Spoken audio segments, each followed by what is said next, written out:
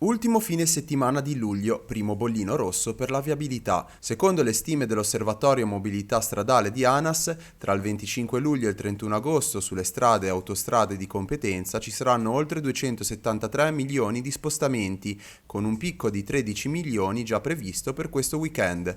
Bollino rosso quindi per la mattina di sabato 26 luglio e il pomeriggio di domenica 27, con divieto di transito dei veicoli pesanti in vigore sabato dalle 8 alle 16 e domenica dalle 7 alle 22.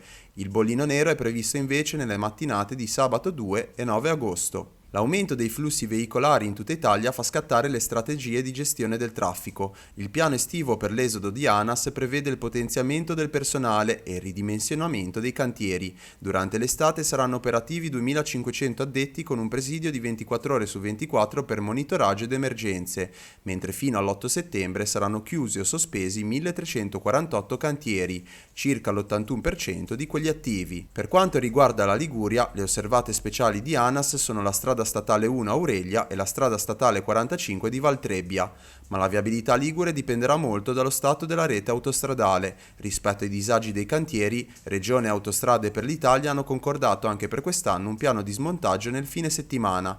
I cantieri però non spariranno del tutto. A partire dall'11 agosto lo svincolo A7 di Busalla sarà interessato da una nuova fase di lavori che comporterà la chiusura della rampa di uscita per i veicoli provenienti da Milano. Cantieri anche sulla 12 tra Lavagna e Sestri Levante. Da lunedì 28 luglio a venerdì 1 agosto i lavori interesseranno le gallerie Sant'Anna e Santa Giulia e il viadotto Valle Ragone e causeranno la riduzione di carreggiata.